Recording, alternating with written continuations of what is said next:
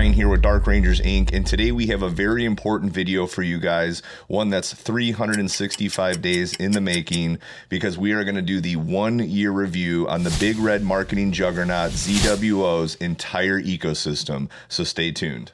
Now, when I say entire ecosystem, I mean exactly that. From the operating system with the ASI Air Plus to the AM5 mount, the 2600mm and MC, and when we're using the monochrome camera, we have the 7x2-inch electronic filter wheel, the electronic autofocus, as well as the 290mm guide camera. So essentially everything that they have to offer that we could use on a single rig, we have, and this was all purchased in December of 2022.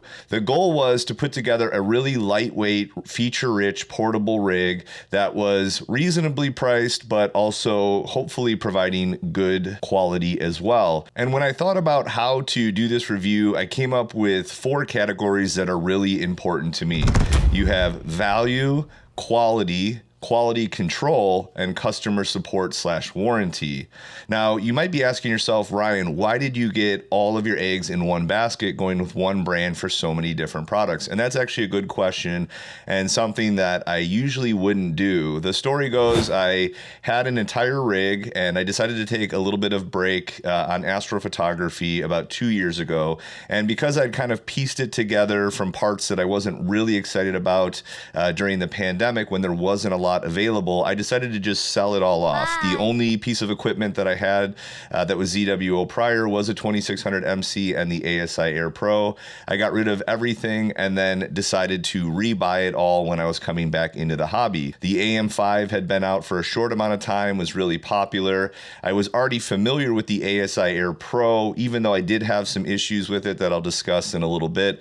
I thought that that would be the simplest, lightweight, most portable option, as I still wanted to go to dark sky sites every month, if not more than that. So portability was a big priority for me, and a lot of the higher end equipment or computer-based systems are not as easy to operate when you're on the go. The Eagle was a little bit more than I wanted to spend at the time, and I wasn't familiar with it, so I ended up settling on the ASI Air Plus and then the ASI Air Mini as a backup. Normally, I wouldn't go all in with one brand unless I was really confident, but I wanted the ecosystem to work together well. And I thought if I got all the same brand, it would certainly communicate to each other and work effectively. And as we know, the biggest setback, and probably mine as well as your biggest complaint about the ASI Air, is it really only works with ZWO cameras and guide cameras. It also doesn't offer the ability to access camera rotators or automated flat panels. So I was kind of stuck with those two decisions, which really just left the mount. And because the AM5 seems so feature rich, it was a tiny compact design and had a really lightweight tripod, I decided to just go all in on the system. And so that I knew that everything would communicate well, I just went with the electronic filter wheel and the electronic autofocus because they didn't seem like super crucial pieces to the pie. And I thought, what can go wrong with them? But we'll find out that there are things that can go wrong even with simple pieces of equipment. So let's dive into those 4 categories I talked about. Now, you might be asking, why do you have quality and quality control? And that's, to me, because there's 2 different things. Quality is just how good and how well built something might be. Quality control is the consistency of it. So you can actually have something that's low in quality, but high in quality control. McDonald's would be a perfect example of that brand. They might not have the best food, but it is going to be very consistent. If you go to LA, Chicago, London, no matter where you go, cheeseburger from them is going to taste very similar as to the last one that you got from a completely different city. Their obsession with quality control is pretty much second to none, but they're not very obsessed, obviously, with the overall quality of their food. It's edible, but obviously it's not the best quality. When you think of companies that are high in quality, but maybe lower in quality control, you'll hear phrases like, well, yeah, as long as you get a good one, you're fine. Meaning they do make a good piece of equipment, but every once in a while you'll get one one that doesn't come off the factory in top shape. And so as long as you get a good one and you win the lottery in terms of getting a version that's going to be workable, it is a good product, but there is the chance that you might get one that's not going to work so well in the long run. Value is pretty obvious. It doesn't necessarily mean cheap. Something can be expensive and offer a lot of value if there are a ton of features and quality packed into it. And sometimes you can have something that's low cost, but if it doesn't work well, even though it was cheap or on sale, it's still not necessarily a good value. And when it comes to customer service and warranty, do they back their product? Are they timely with their responses? If they offer a 1, 2, 3, or lifetime warranty, do they actually honor it? So we're going to be going over ZWO in terms of those 4 different categories. And I think before we talk about anything, we have to prioritize quality control, because I think a lot of the other metrics are based off of that. And so let's dive into my experience in terms of quality control with ZWO. And just a reminder, these are my experiences. I can't speak on behalf of the thousands of folks that have used this. I am very active on the forums and online, so I do see a lot of people talking about these various products, as well as get dozens of direct messages and comments on my videos pretty much daily. So I do have a very good scope on what's going out there in terms of a lot of the big name brands and both the triumphs and the struggles that a lot of these products face. But having said that, I want to stick a lot to what my own experience is. And so we'll really go over kind of the good, bad, and the ugly. And unfortunately, we did have some of all 3.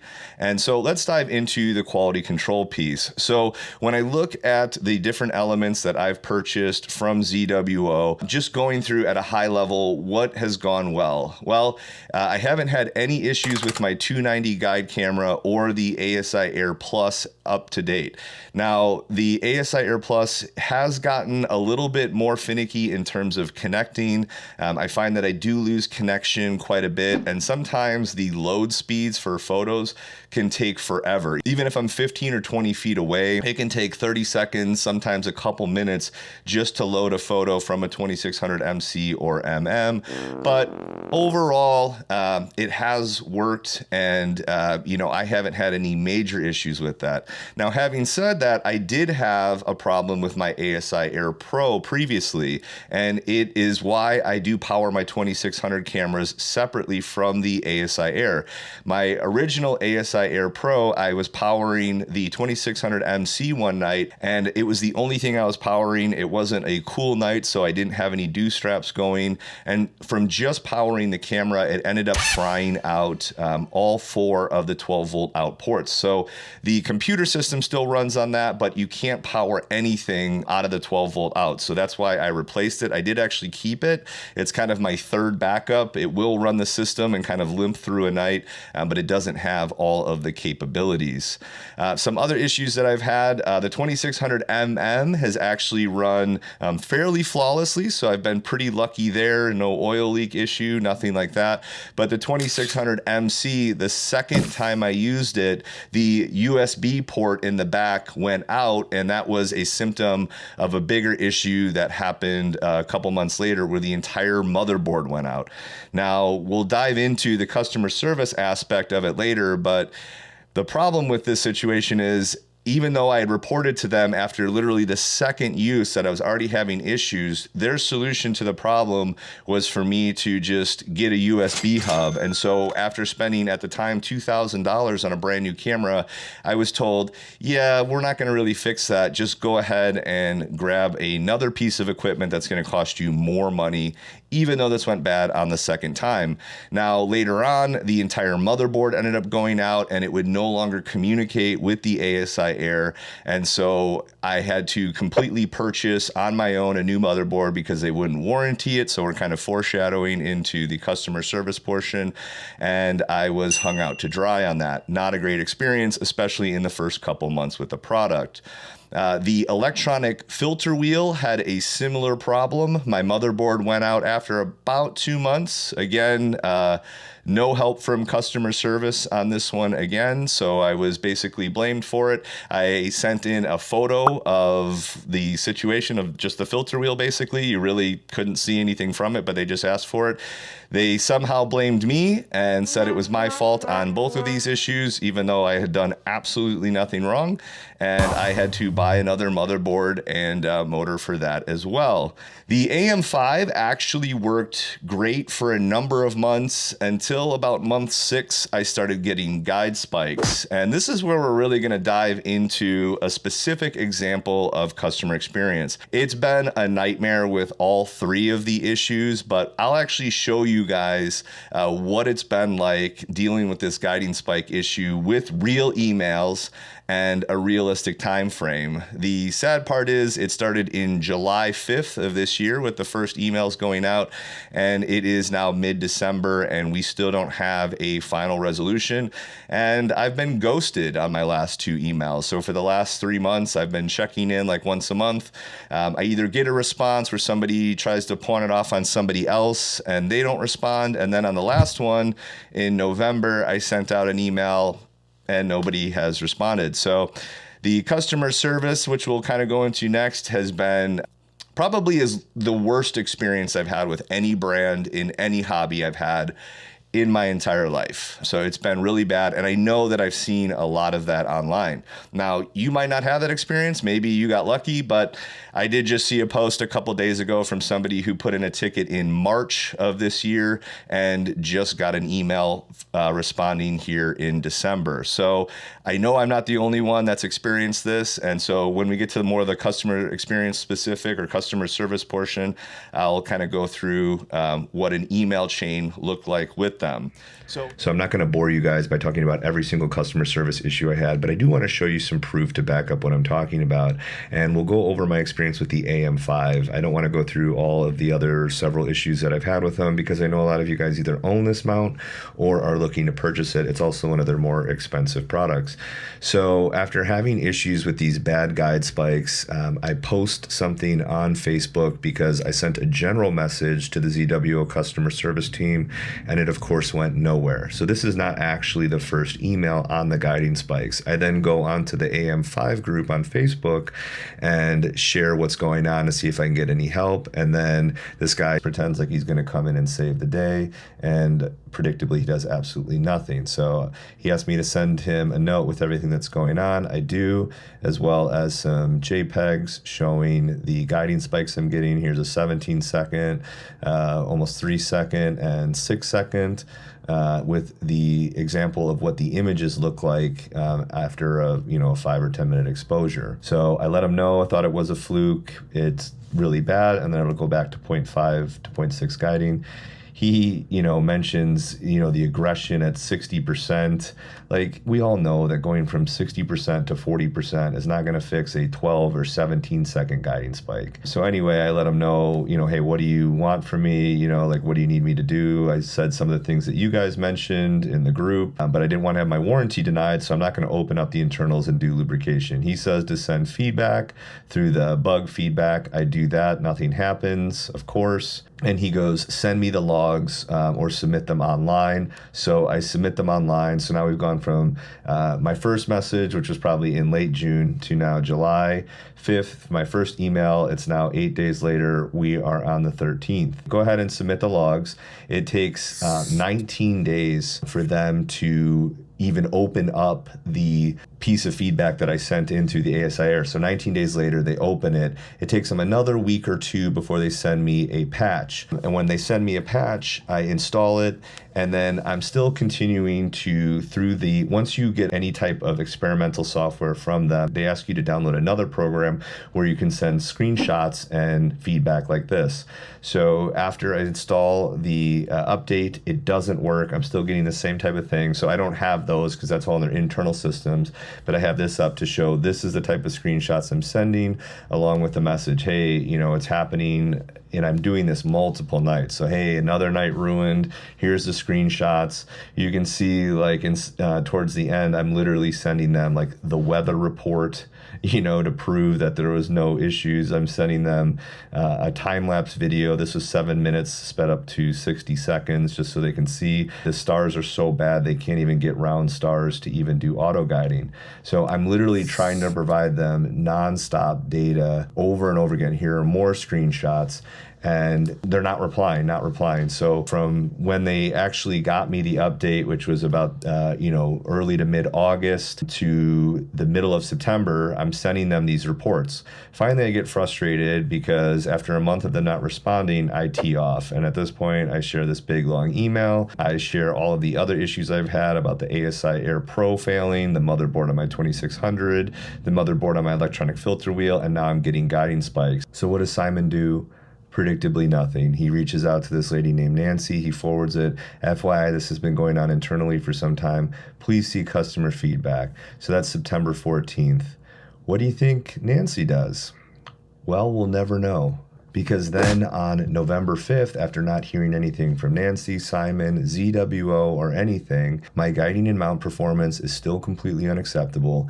Nobody's helping me. The update you guys sent me to install didn't work. I sent feedback through your app multiple times with screenshots letting you know this wasn't working, and I'm not getting a response other than you guys marking the case as closed, which happened several months ago. I either want a refund or a replacement for this mount. This needs to be resolved. I've been dealing with this for several months now. So that was back in November. It is now mid-December. So keep in mind, the first email I sent was July 5th, and I've been in fairly constant communication between emails and the feedback I was giving through the app. I have well over a dozen documented messages over the past 6 months. And unfortunately, this isn't the only issue that I've had. This is just one of several. And I hate to be doom and gloom. The overall tone of this channel is very positive. It's uplifting. The sole purpose of it is to help each other and really to help partner with good brands that bring great products to marketplace.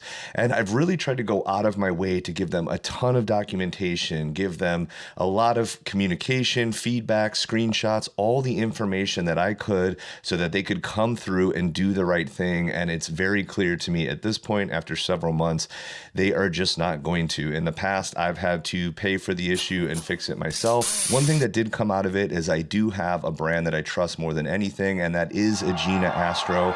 They really came through in the clutch and helped me out with the 2600 MC and the electronic filter wheel issue.